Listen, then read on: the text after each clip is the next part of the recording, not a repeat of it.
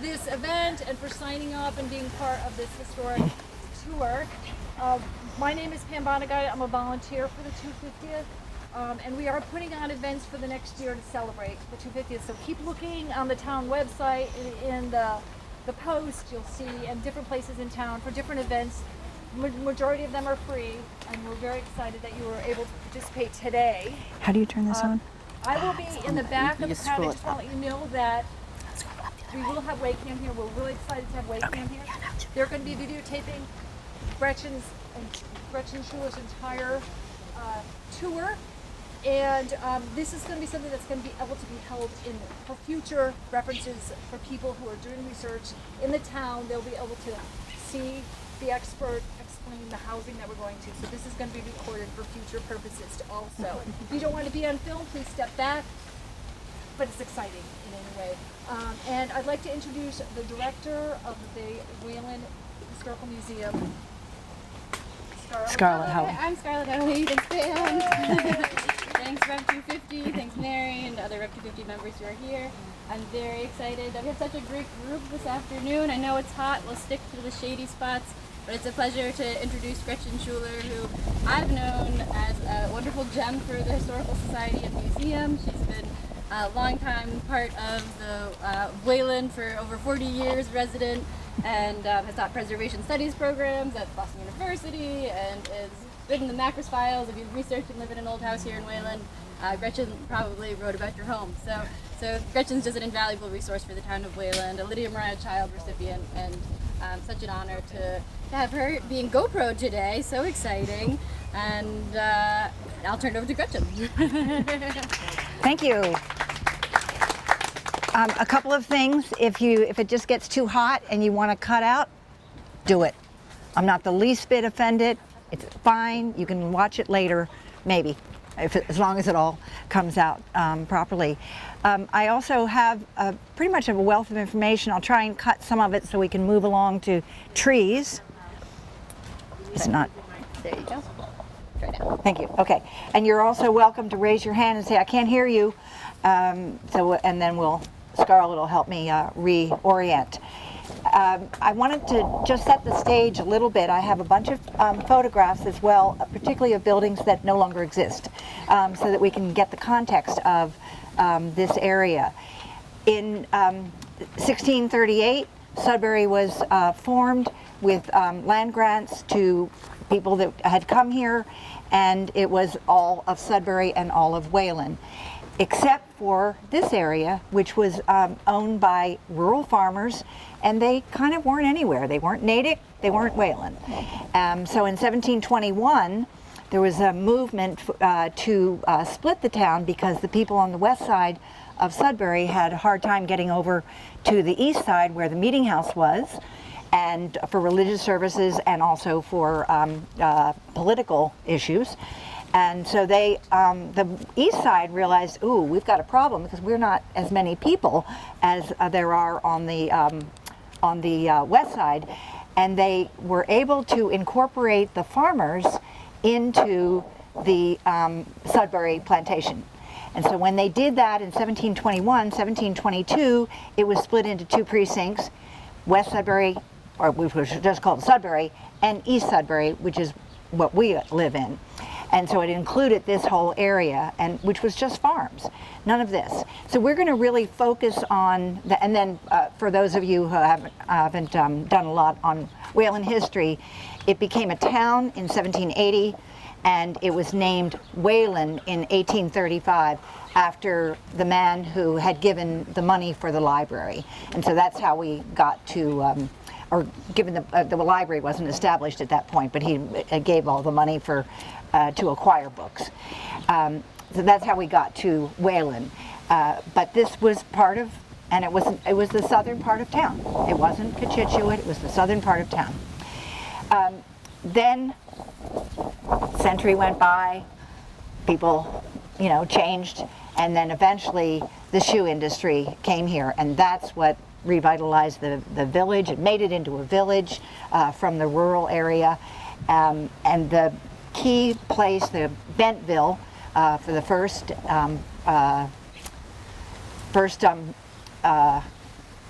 factory was at the intersection of Commonwealth Road and Main Street. All the road names have changed. That was called Pond Street and Lake later, and then Commonwealth. And Main Street was Center Street. Lots of them. Pemberton Road was German Hill because there were a lot of Germans who had settled there. So these name changes occurred over years, and we'll talk about them as we go. Our route's going to be starting here. We're going to just talk a little bit about what happened in Bentville, and then we're going to go around to the front of the church, talk about the church. We're going to go up Main Street. We're going to go down Shawmut.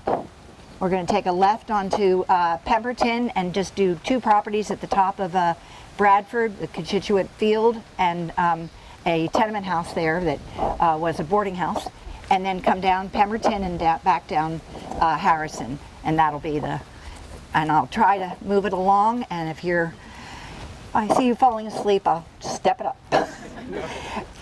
So the one thing I have some photographs. First of all, you have pictures, and I think that the interesting thing to see are the maps. So you have the 1908 bird's eye, and I think you have the 1875 map. Is that right? So just, if you look at, this is the 1875 map, and I'm going to pass these around, and then you look at the 1889 map. These have all the names of the people that own the properties. And then you look at the 1908, you can see the development of the village, and the major growth was between 1875 and 1889. The population went from 460 some odd to over 1,100 in that short time, in that 10 years. So I think that gives us an idea, and it was because of the shoe factories. We had shoe factories everywhere.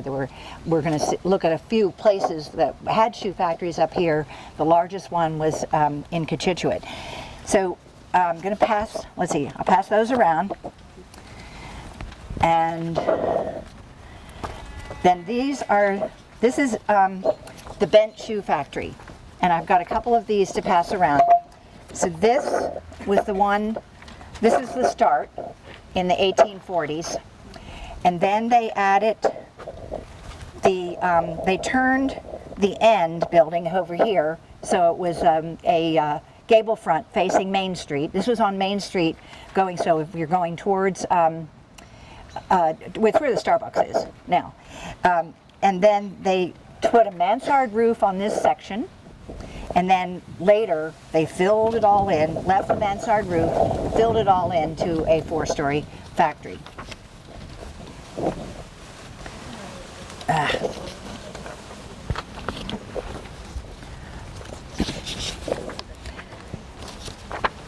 guess I don't have another one of the, okay. The other thing, I think we were going to let you know, we're going to have to do it by email or something. The bird's eye view was done in 1887, and it's incredibly accurate. And so you can find buildings on this that we're talking about. And you can see as they were moved.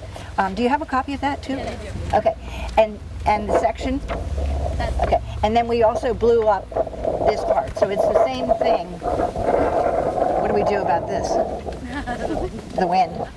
Oh, that's the other mic. That's not my mic. Okay. All right. So the section here is blown up. And I'll pass this around. And you can just pick out the houses. And some of them were moved to different places. And we know that. And we can look here and see it in its first location, second location. Yes? Can you tell us where we are right now on this map that we have? Yes. Do you see the church? No? Okay, on the, it's right here. I don't have my glasses on. Do you have the other section? Yeah, look on this part. That one? Yeah, I mean, it's the same, but it's blown up. Okay. So it's somewhere in here, there. Oh, Okay, got it. okay? Thank you. Did everybody find that? It's in the blow up one, the church. Okay, so that's the situation with Bentville down here. Now we're going to go around to the front of the church, and we'll talk about this. This church was founded in, it was actually built in 1868, but the Episcopal Methodist Society was founded here in Wayland in 1865. And they had been meeting at the Lokerville School, which was at the intersection of Commonwealth Road and Plain Street. Yeah, can't hear. Okay, better? Okay, thank you. And they had been meeting there for a few years, and then they bought the money and bought the land from Damon, who lived in the mansard house right here. Actually, we're going to walk out there and then up, because we're going to look at those two houses. In 1868, built the building, and it's right here. Is it on the back of anything that you have? We don't have a photo. Okay, but so this is the first one. You can hang on to those because we're going to do others. Hang on to it and then just pass it around.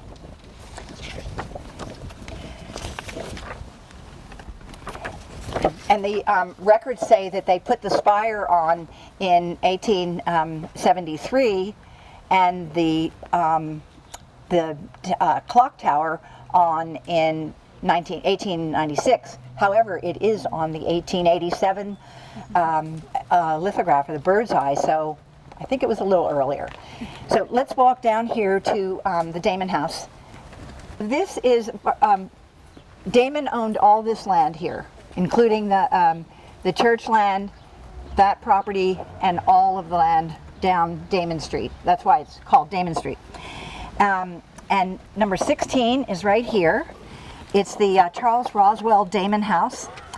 He built it in about 1872, possibly earlier, and it was probably built by his brother, Charles's brother, George Alvin Damon, who built his own house at 92 Commonwealth Road. And for those of you who've been in town for a long time, it's the old Waterman funeral place, and then it's a development. They've got other houses attached to it in the back. So it was of the same style. We call this Second Empire, and it was very popular in this area. When you look at the bird's eye, you'll see lots of Second Empire with the mansard roof, and that's what is the characteristic of that. We usually call them ones that are 1.5 story mansard cottages. So this is one of the very few extant Second Empires remaining in Cochituate Village. He was a clerk at the shoe factory, and he owned this large parcel, as I said, and he sold the land in 1868 to the Methodist Episcopal Society, as noted a minute ago. This house was eventually sold to a Marcus Fisk, a local farmer who lived here with his wife, Abby, into the 1930s, by which time he had retired. And I do try to say that these people had wives, because in the when I first started documenting historic structures, nobody ever talked about the women. And then we realized they were there. So they should be part of it. Number 17 over here is the Orrin W. Harris. He was a master builder in Cochituate, had bought the land from Damon in 1873. He had served in the Civil War, and he listed himself as a carpenter at that time. He built the first Cochituate school, which you maybe have a picture of. It looks like this. Okay, but it's on the back of something that you have, that people have, not the printout. And that was, we're going to talk about that when we get up to that point. And he built his own house as well. The next owner was pretty interesting. It was William Fullick. He was also a carpenter and a builder, but he also he enlarged the house at Mainstone Farm and did a few other important construction projects in Wayland. But he also had a son, George, who was a horticulturalist, and so they had all of these greenhouses that they built. And I think it's the 1908 map that actually shows you all the greenhouses next to that the house on Damon's Road, and that's where he grew carnations and sold them in the commercial market. So now we're going to go up here. We're going to look at the playground. We'll stay under the trees if we can in front of this church.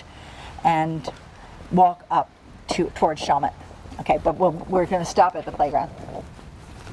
History of the Hannah Williams Playground, the Cochituate Ball Field, Lake Cochituate, all of these things are really important to the development of our community and our town, and particularly Cochituate. And let me just back up a little bit. At the same time that Bent was building his big factory down here on the corner of Commonwealth and Main Street, the city of Boston decided that they would commandeer Lake Cochituate. It was called Long Pond at the time, and so they wanted that for their Boston Water. And Scarlett could tell us all about this because she did it yesterday. She had a table yesterday to tell people at the waterworks in Chestnut Hill about the role of Cochituate. At any rate, he decided, the mayor of Boston at the time, Quincy, decided to rename it not from Long Pond, but Lake Cochituate. And the reason for that was because some people were very skeptical about, are we getting this dirty water from somewhere else? So he wanted to convey the purity and the ruralness of it. So he chose an Indian name, Cochituate, and renamed the pond, Long Pond, to Lake Cochituate. And within 2 months, the residents of this area got a post office here, and it was called the Cochituate Post Office. So that's the way the name Cochituate came about, and it never was a municipality of its own right, but it's part of Wayland, and history is Cochituate. We don't call it the southern part of town anymore. Do you know where the word came from? Cochituate, It's an Indian. yes, it's an Indian name, and I don't know. Do you know? No. Oh, okay. Oh, it's a head of running water. Head of running water. Head of running water. How's that? Does that work? Yeah. The other thing too is if I give any misinformation or not enough information and you have the information, let us know. I mean, let me know, let anybody know. So, okay, let's go back to the Hannah Williams Playground. The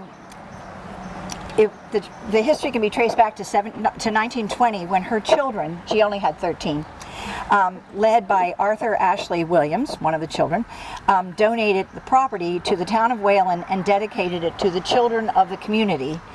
Hannah Jane Allen Williams was the wife of James Williams and mother of all these children. The Williams family is associated with a shoemaking history of Cochituate, and 3 of the brothers of her children had a factory over on Willard Street. It was on Maple, and they moved it over to Willard Street. In 1897, they purchased the Charles Dean factory on Maple Street and moved that over to the corner that I just said. In 1908, the factory was a victim of a huge fire, and the existing plant moved to Holliston, or the existing people moved to Holliston. They were very successful in Holliston, and they started a foundation. And the long story is, or the short story of the long tale is, that they have a foundation that the Hannah Williams Playground has been the recipient of some of their funds for fixing the playground or whatever. Anyway, in the beginning, this church maintained the playground. And it wasn't until 1930 that the town took it over to take care of it.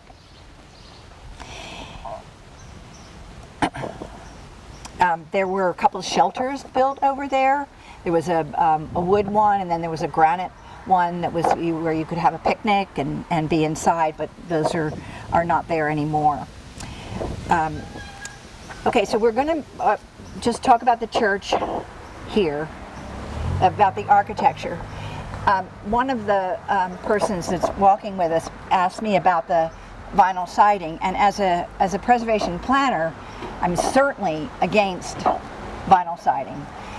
It happens everywhere. Almost every building we're going to talk about is covered with vinyl siding. It does diminish the architectural integrity of the property, and in the long run, it's really a problem because it holds the water in and causes rot. But you know, that's the long game, and maybe you get to move before you have that problem. At any rate, this church was, one of the pictures is on the, I don't think I have any left.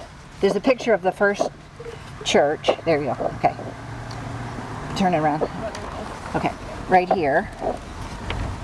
At the top. And then the spire was put on in 1873. It's not there now. And then the clock tower, as I said, was put on at a later date, but certainly by 1887, according to the bird's eye view. The interesting thing about this is that the clock is owned by the town. So the town came to the church and said, may we put our clock in your tower? So there's one at the Unitarian Church in the center of town, and there's this one here. And one of our son's friends, mother, told me that she remembers growing up here and remembers that everybody sort of went by the clock when it would chime, and the kids knew they got to get home when it was 5:30 or 6 o'clock, whatever the time was. And so it didn't work for a really long time. Now it supposedly works time-wise, but I don't know that it chimes. I don't have any idea. Maybe somebody... Yesterday. What? It did? It chimed yesterday. Oh, okay. Okay, then that's great. Does that mean the town is responsible for maintaining that? Yes, yes. So they paid $50 a year to rent the space until, you know, much later in the 50s, and then they didn't pay anymore, the town.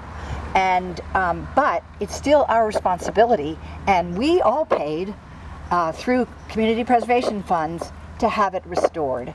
And it was about, I would say, almost 10 years ago. And all 4 faces were restored, and then the workings were restored as well. Do you think the spire was replaced because of lightning or something destroyed it? Or? I think it's because it was behind this, and so I think it was in the way. There also, the oral history or the record says that the window, the stained glass window in the projecting narthex here, was donated by the Masons of Wayland and North Natick. However, that picture, window is just the same as the one that was in the original church. So, but it was obviously moved forward. So I don't know the answer to that, how that happened. Masonic symbols in this window. Say it again. There are Masonic symbols in the window. In the window. Okay, so maybe I didn't pick up on those. It's the same overall design, and then Kay was saying that there are Masonic symbols, and also it's stained glass, and we don't know whether the first one was stained glass. Okay, so let's just cut right across here. We did the Hannah Williams up to the next property. Charles Moore, with several Moores that lived in the area and worked in the shoe factories. The Joseph Moore house, which we're going to get to on Willard Street over here, was slightly north of there, and at about the same time that John Moore had a provision store down here on Main Street. I don't know if did I give you the pictures of all the way that intersection looked on the other side? I don't have them anymore, so I must have handed them out somewhere. There were many stores all the way up, and they're all gone except for the last 2 here. And one of the photographs has a postcard that points down to them, that they're the only 2 that remain. Okay, let's move along. Joseph Moore House is across the street. It was built in about 1872. Brother of the Charles Moore that we just walked past, the one that we stopped in front of. This was located on the former site of the Dean Shoe Factory. That was on the house was on the opposite corner. So now one of the photographs that's circulating should show you, looks like this, the bottom one.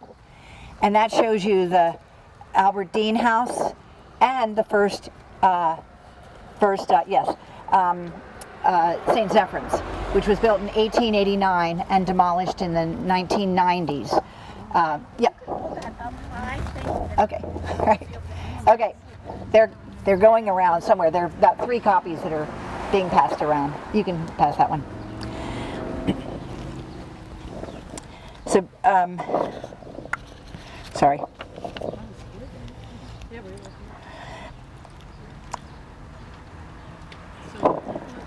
So as I said before, all these moors were connected. There were some over on Willard Street. They had a factory over there, and Charles Moore here, Joseph Moore there. They also, some of the family members were involved in provision stores. This Joseph Moore, this one, had a provision store at 7 Maple on Maple Street, or no, Maple's the next one, up there. And he was also had a grocery store and a post office just south of the property on the opposite side, on this side of the road. And there is one photograph that's in color, that's somewhere, and that has the all of the buildings that are no longer existing on the northwest corner of Main Street and Commonwealth Road. So the first building for St. Zephyrins was there. I bet a lot of people remember that. Do you? We're No? trying to remember. We've been here a long time. The photograph is somewhere here, right? And it was behind where the parish hall. I'm not sure what exactly the function is for that. And the Albert Dean house was right in front, little mansard cottage, and the church bought that for their priest, and so Albert Dean had to move. So he moved here, but not this house. He built this one eventually. And this house was, when we go around the corner, the house that we first see on Shawmut, number 12, was right in this position here. And then they moved it around the corner after 1889, and this house was built in the Colonial Revival style, and is probably one of the highest level colonial revivals that we have in Cochituate. The brackets are larger than you would find on a colonial revival house, and they're sort of leaning towards Italianate, but the columns, the porch, the way it's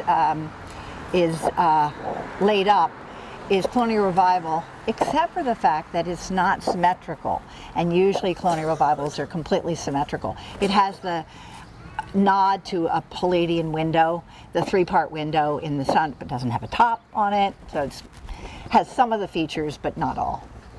Let's just stop here for a minute, because this is a good example of Queen Anne architecture. It's got a lot of different things going on. It has the patterned shingles in the gable peak. It's known as the Mary Fairbank House. She was eventually married to Mr. Fairbank, and he died, and so it was her house. And it was actually a lot that was sold to William Harrison Bent, and he was the son of James Madison Bent, who started the factories. And the William Bent, there were 2 boys that started the factories, and William Bent died very early in 1863, and so James Madison brought his sons into the business. So anyway, one of them bought this land and owned a lot of the land in the area, but then the first person that we know that actually owned the house was Mary Fairbank, and she bought lot 1, because it was all, the north side was not developed, and it was all divided into lots by a plan, and then sold by lots. The south side was developed first. So this is the William Harrison Bent house that was up where 96 Main Street is, and then it got moved back here. Even though some of the records say it was before 1889, it wasn't, because it's on the 1889 map up there. But Harrison Bent bought this whole property, moved this back here, and then presumably sold that to have that house built. Maybe he built the house and then sold it after that. This one retains a lot of its Italianate features. The brackets on the eaves, they're single brackets, some of them are sometimes double. The projecting bays are very characteristic of the Italianate period. And then it was an attached barn, and the barn's been incorporated, I believe. The stone facade on the porch is not part of, it's new. That was not there. And this one has not actually been sided, which is great. And notice how it's shingled on one side, and on the front it's clapboard. This is the 18 Sherman Avenue, sorry. And Noah Chesman was the early owner of this house. He was in charge of the stitching room at the Bent factory for many years, and later opened his own business, which was not very successful, unfortunately. And this was his home before he moved up to 96, because after William Harrison Bent built that, and I think that Albert Dean was there, but Chesman was there for a while too at number 96, so I guess he was moving up in the world. And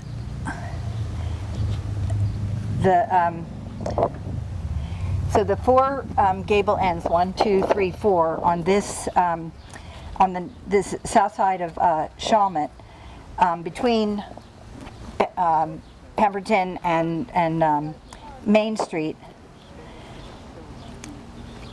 are typical of what was being built in this era in 1870s, 1880s. They're all built in about a little after 1875. As I said before, the north side was later than the south side. This one, although it has the siding, they fortunately saved the king post, the decorative, Gorgeous. woodwork in the gable peak. And that's very indicative and common if they were done by carpenters. And most of these houses were all built by either Orrin Harris or other local carpenters that either lived in the houses or lived a street over. But they wanted some sort of distinction here, and also the way the posts are done. We don't call them columns; we call them posts when they're turned like that and they're not of the Greek order. And holding up the shed roof over the porch, and the little bay window that projects. I'm surprised that's not projecting, and maybe it was at one time. It's sort of covered up by the siding. And this was owned by a man named Llewellyn Flanders. He had moved from Maine. He was a shoemaker, and he lived next door to Walter Webster. But he owned both lots. He owned all of the lots, and then he subdivided it and sold that. And Webster's wife was his sister. So my guess is there was a little connection there. So he was able to get the property maybe for less, or maybe they bought it together. Who knows? Both were built somewhere between 1875 and 1887. They show up on the 1887 lithograph. And Walter Webster was also a shoemaker, a trimmer, born in New Hampshire. And as I said before, he married Roxana Flanders, the sister of this man. In 1870, Webster, before he was married in 1871, he lived at James Madison Bent's house, which was on the corner across from the factory, and it was turned into a boarding house. So my guess is he boarded there because he had just come, and then eventually he acquired the money to be able to build this house. Okay, let's go. We're going to go up here and turn right and go to Bradford. But the Cochituate ball field, I think, is so interesting. It's 4.5 acres. It was from about 1880, and it was acquired by the town in 1919. So I just say 1880 formally in terms, but all the factories were using it. They had teams, and they were using it for gathering place for sporting events, etc. Baseball was the most prominent in the sporting history of Cochituate. Is this driving you crazy, the wind? Okay. And it dates back to the 1860s in terms of the use when the shoe factory owners such as Bent, Griffin, and Dean both began to sponsor teams. The use of the field began in 1883 for the actual field when the parcel that was owned by the Lion Shoe Factory, which was right on the other side, factory on Main Street, and its use has been extensive and consistent ever since. Baseball was an important diversion for the growing population of shoe shop workers, and the factories closed early on summer Saturdays for games. The factory teams competed against each other and also against other factory town teams such as the Natick Eagles and the Waltham Watch Factory team, and I bet the Whalen ones won. The level of play was apparently quite good, and in 1885 the Bent Shoe Pegs played an exhibition game against Harvard College and won by a large margin. Wide margin, sorry. In fact, the shoe peg pitcher, Elmer Bent, was subsequently hired to teach the Harvard pitchers his infamous drop curveball. This land was owned by the Lion Shoe Factory, and in 1892, factory owner Noble Griffin bought the Lion Shoe Factory and got this, and he was growing in prominence and expanding his factory. In 1899, he was at the peak of his success and bought the ball field as well. During a period when municipal land holdings for the benefit of the town were increasing, Griffin sold the field to the town of Wayland in 1919 for, want to guess? $1,000. It has been, I think it's a lot. That's a lot. Yeah. It has been in continued use as a ball field for at least 150 years. And like every kid that plays out here should know this. Yeah. You know, we have to get the word out to them. It would have been bleachers and maybe billboards. And By now, and there probably were things, but I don't know. We don't have any pictures. I haven't seen any we pictures. can imagine that. Yes, we can, right. And we could make up history and build them, I love it. right? You said they got out of work early on Saturday. Was it a typically 6-day work week? Oh, yeah. Yes. Whoop. Okay. Yes. Okay, we're going to go down Pemberton. While we're here, let's just look at that house over there. That's the John Clark house. It was built in about 1880. It's a mansard cottage. See the mansard roof. And it survives as one of the few mansard houses in Cochituate Village. There were many, many of them. The house was first owned by John Clark. He was an employee of the Bent Shoe Company, and by 1893, the house was listed as the residence of Charles Moulton, an employee of the Dean Shoe Factory. So it just passed down from factory worker to factory worker. But his wife, he died, and then his wife had to open a boarding house here to keep going. So, and now it's a two-family, and it turned into a two-family long before, you know, not just recently, but it's been a two-family for a long time. That's that. So we're going to head down that way. We'll go to about Bryant's. We know this is Bryant's funeral home now. The first owner was James Murphy. He was a laster, making the last for the shoes at the Bent Shoe Company. And the Bent Shoe Company, as we said, was only 2 blocks east of Pemberton Road on Commonwealth Road, then called Lake or Pond, depending upon which era. So it was a short distance walk for those people. The interesting thing about Pemberton Road, as I mentioned before, is that it was called German Hill, and that was because of all the Germans who settled here during the 1850s. The name of the street was changed to Pemberton Road in 1917 due to the anti-German sentiment that arose during World War I. And the majority of the houses on Pemberton Road were constructed during the period of 1870 to 1890, when the shoe industry in Cochituate was flourishing. So this particular house went from Murphy to a man named Eugene Ball. He also worked in the shoe industry, but since 1968, the house has been operated by John C. Bryant Funeral Home. The large square addition on the back of the house was added in the last decade of the 20th century. And then they also owned, that one 44? That's 44? This little. Yeah, yeah. Okay. That's the Frederick Wendt, and they were the first German immigrants to purchase land on Cochituate, and his wife Sophia in 1851. During that year, the German mason built the front gable portion of the 44 to 46 Pemberton Road. And in 1889, the side gable section of the house was moved to the property from Wellesley in order to expand the house for boarders. And I find it so interesting that some of the smallest houses end up being boarding houses. It's just, they really had to cram them in, I guess. Many of the early boarders in the house worked in the shoe factories, including Jacob and Casper Corman, who ended up, when they had enough money, built a house on Corman Lane, and hence the name of Corman Lane. And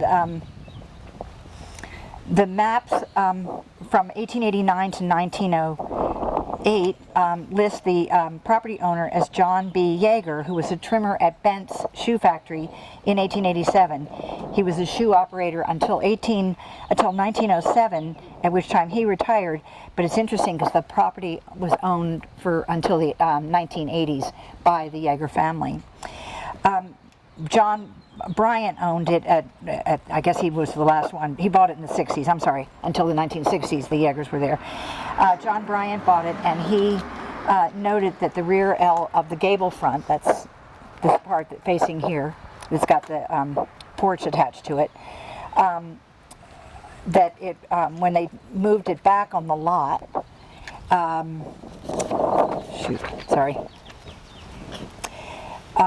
when the new foundation was built for this section of the house, leather remnants and shoe foots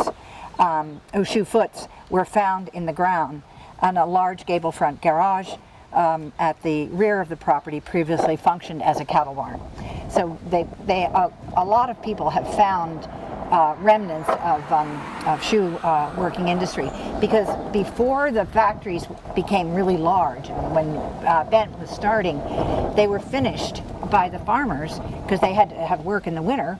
So they had these 10-footers behind their house. There would be an L or an addition or a separate building where they did the winter work of finishing the shoes, and one person would be a sewer and another person a trimmer, and so on and so forth, and they passed the shoes around to get the job done. Okay, by 1875, all the land on the north side was open, and so we'll see that all of these houses are newer, way newer than the shoe industry time, except the last couple of feet. This house, in fact, was owned by Albert Goodnow. It's a mansard cottage built before 1875, probably in the 1860s, and it's representative of the popular style in surrounding towns and here too at that time. The Bent Shoe Factory was on the corner of west of Main and Commonwealth, which we know had the mansard roof, as did a few wealthy owners' houses. The first known owner, Goodnow, worked as a trimmer at Bent's. And this house was part of a larger lot extending up to Pemberton Road. That's why I told you to look at those two houses up there, then known as German Hill Road. The house at 37 Pemberton, which was 2 beyond where we turned, the same lot originally as this dwelling, was sold to Goodnow in 1873. So presumably somebody else owned it for those few years before 1873. The 1887 directory lists Goodnow on Harrison Avenue working as a trimmer at Bent's. And also living here was Charles Goodnow, who worked as a clerk on Federal Street in Boston. For a short time in the early 1900s, it's likely that the property was owned by Charles Chessman, who we had Noah Chessman on one of the other streets, who in 1906 moved to Orange, Massachusetts. He was listed as the owner on the 1908 map, And at that time, Noah Chessman owned the property in the area as well as the shoe manufactory. So I'm sure there was a connection there, and I didn't do the genealogy to figure out if they were brothers or what. The early 20th century owner for whom the house has been labeled locally as, it used to be called the Lindbaum house, was Carl Lindbaum, who had lived on Shulman Avenue and worked as a machinist until moving to this dwelling with his wife Ida. And they resided there for many years. When we first started doing these tours, this one had asbestos siding, and it was, I mean, you could see that it had the door hood, it had a double door, front door, but it did have asbestos siding. So, and it's retained its patterned shingles on the roof. They probably were slate at one time, and when they replaced that, they did asphalt, but in a pattern instead of a straight shingle. And they also fit better on a mansard roof. This is the Arthur Ricker house, built in about 1874. He came to Cochituate from Maine in the 1870s and worked at the bench shoe factory as a finisher, and by the 1890s he was the foreman in the finishing room. And that's really, I guess, how most of the houses were built, by people who were managers or leaders in the particular division in which they worked.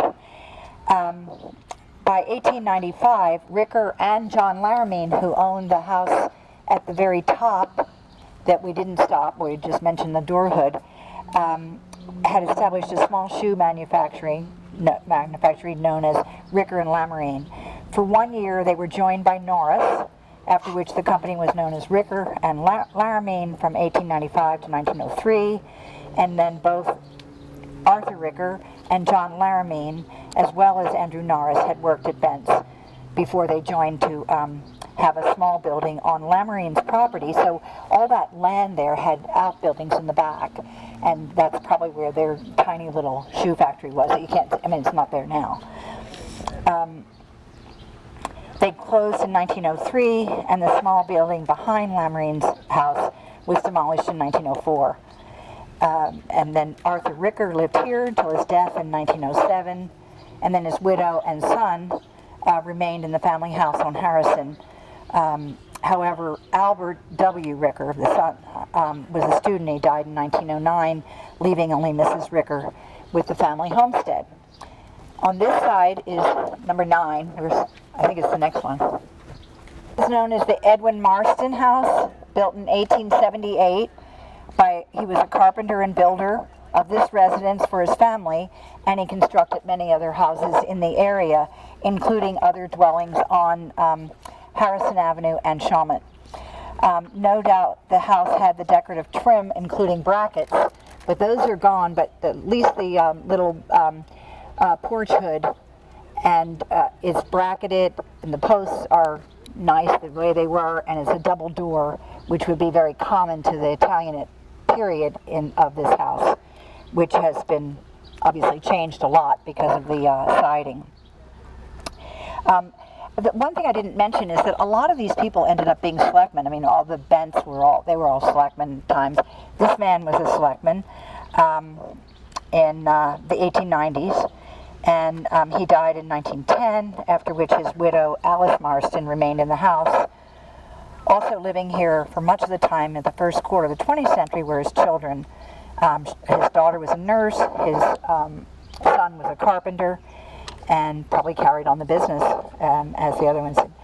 And that's sort of all you probably need to know. There's lots more information about it, but several people have asked me a couple of questions. One about the trolley that went up and down, which we talked about. The electric trolley started in 1892 as an attempt to provide service to the commuters trying to reach the Boston Railroad line running through Natick there, and then later the Wayland one, which was 1881. In 1915, Walter Meager created Cochituate Park. It was a subdivision with 73 lots over on Plain Street, on the east side of Plain Street.